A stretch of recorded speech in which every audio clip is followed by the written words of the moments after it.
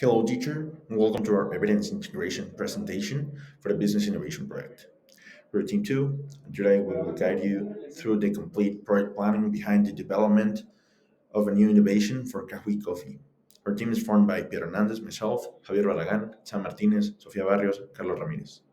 Throughout this presentation, we will show you the entire planning structure, project charter, BWBS, schedule, budget, risk, procurement, and more to demonstrate how this project could be executed successfully in a real world environment. Let's begin with the project chart. Our objective is to successfully develop, test, and launch a functional line of coffee based performance gummies designed for high performance athletes. Not only does the product aim to improve energy and performance, but the project specifically aims to achieve at least 80% of positive feedback from 100 athlete testers within a 12-week evaluation period. In terms of scope, the project covers everything from market research and formulation to packaging design, certifications, pilot production, marketing rollout, and sales monitoring. What's specifically out of scope includes large scale manufacturing, long term commercial partnerships, international expansions, and developing additional product variants.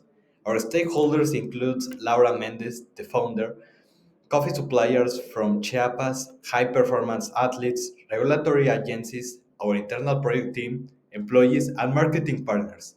Each one plays a unique role in ensuring the project is ethically aligned, feasible, and market ready.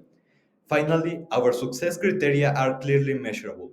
No formulation errors, minimum 80% of sensory acceptance, product stability under all test conditions, 100% of regulatory compliance, at least 80% of positive athletes feedback, and finally, 80% of fulfillment of project sales and no major customer complaints. Meeting this ensures the product is technically, commercially, and socially successful. Now we move into the work breakdown structure. The WBS is essential because it decomposes our entire project into manageable, actionable work packages. We structure the project into five major phases. The first one is the research, in which we analyze the user requirements, study the market trends and competitor products, check the regulatory requirements. This phase basically is to ensure that we understand the environment, the customer, and the legal framework. Then we have the development, in which we create the recipe and test initial formulas, ensure dosages and flavor meet expectations, and conduct some lab trials to refine the product. This phase ensures that we have a scientifically validated formula. Then we have the validation, in which we made some stability and quality tests, obtain certifications, and run athlete pilot tests. Here, we verify the safety, performance, and compliance. Then we have the pilot production and packaging, in which we manufacture small batches, design sustainable and compliant packaging, and ensure labeling, accuracy, and traceability. This ensures that the product is launch ready. Finally, we have the launch and market expansion, in which we develop marketing strategies, launch in select channels, collect feedback, and monitor KPIs, and plan the scale up. This phase positions the product in the market and prepares it for future growth.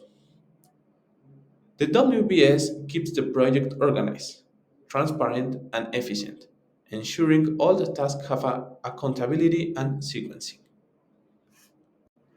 So, here we have our network diagram, which maps all the activities and their interdependencies.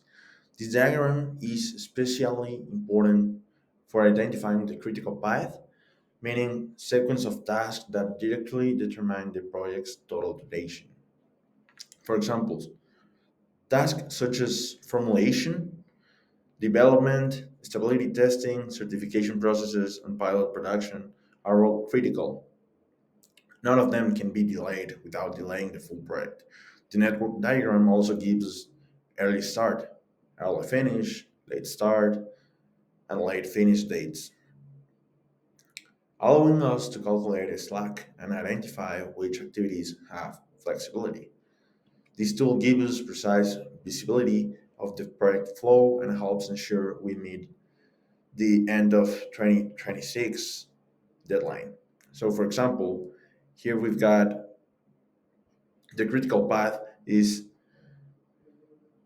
study market, consumer, competitors, then goes down to check regulatory requirements, follows create recipe and test formulas, basically the down line, the down path, which is the most important one.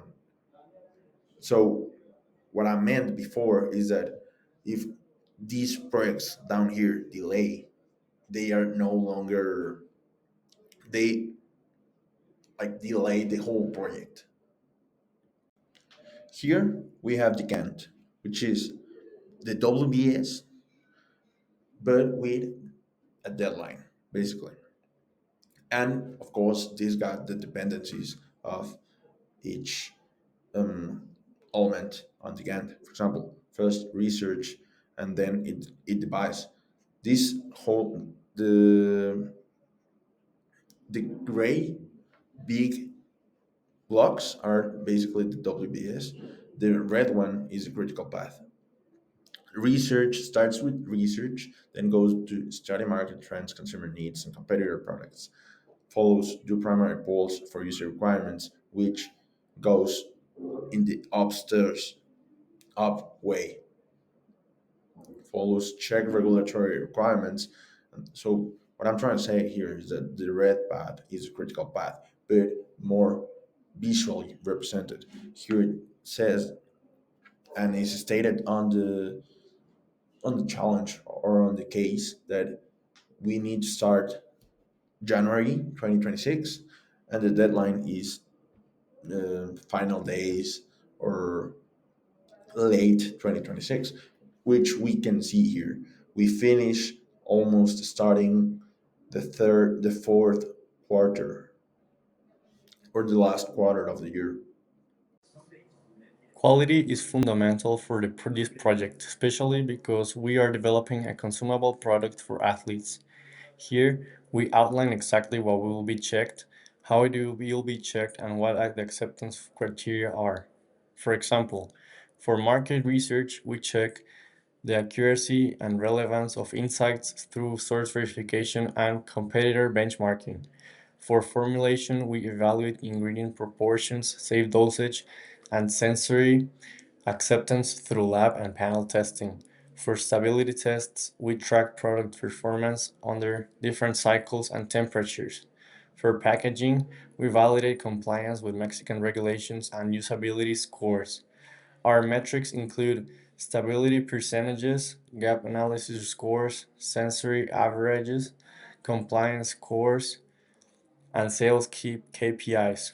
The acceptance criteria include over 80% sensory acceptance, 100% regulatory compliance, zero critical deviations in stability, and achieving 80% of projected sales. This ensures we deliver a safe, high quality, and fully compliant final product. Our budget uses real research based prices for each material, service, or activity. We broke it down using the CBS, cost breakdown structure, aligned directly with the WBS, work breakdown structure. Some key costs include the lab reagent with our 200 units at a price of 100 each one, sensory materials which with a price of 150 pesos each one, certification fees with a price of 86,000 pesos, production supplies which are 500 at a price of 100 each one, packaging materials which are 400 units at a price of 150 each one, marketing ads with a cost of 40,000 pesos, and channel materials with a cost of 30,000 pesos. The total real cost of the project is 2,012,500 pesos, while our official budget is 1,750,000 pesos. To manage uncertainty, We included an emergency reserve of 263,000 pesos, which would cover unexpected adjustments like additional testing, reformulation, or extended certification processes. This financial structure gives us full transparency and control over spending. So now we've got the RASI matrix, which clarifies exactly who is responsible, accountable, consulted, and informed for each activity listed here. This prevents misunderstanding and ensures efficient decision thinking, right? For example, the research analyst is responsible for gathering market data. The quality lead is accountable for stability test, which is already here. The packaging designer is consulted during prototype development, and the marketing lead is informed during production stages. Basically, this tool avoids overlapping responsibilities and ensure coordination across the different departments and teams, and even with that, along the different members of each team. So it helps a lot in the distribution of responsibilities. For our risk management plan, we get the five top risks that could affect our project. We assign an impact score of 1 to 10 for each one and a probability of that risk to happen. Then we get a value and we develop a strategy that can avoid, mitigate, or accept this risk with actions. We identify the cost and resources, and finally, a contingency plan in case that risk happens. For example, we have the third one, failure to obtain certifications or approvals.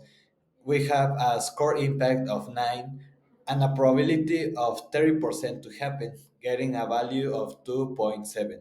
Our strategy is to avoid is to prepare documentation early, follow testing protocols rigorously, and conduct pre-audits. The cost of these are in certification fees, lab validation test, and documentation specialist. And our contingency plan is to submit revised documents, adjust formula based on reviewer feedback, and retest the product. Clear communication is essential for project synchronization. This plan defines who receives information, why they need it, how it is delivered, and how frequently.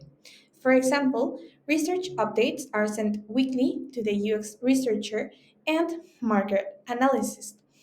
Stability test updates are sent weekly to the quality lead. Certification updates are sent per milestone to regularly affairs. Marketing alignment is weekly with the strategist, and during launch week, communication becomes daily and dashboard driven. This ensures everyone stays aligned and informed through the project lifecycle.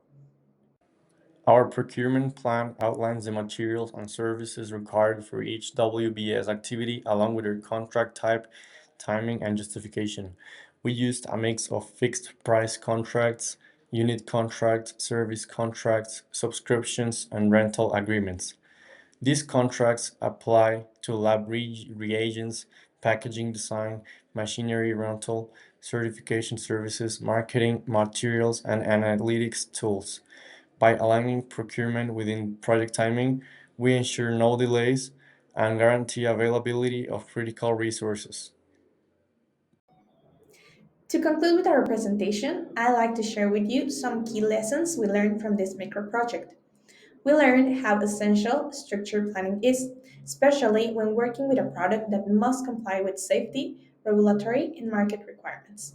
We also learned the importance of anticipating risk early, coordinating effectively across roles, and integrating multiple project management innovation tools, such as the WBS, RACI, risk matrices, or Gantt charts.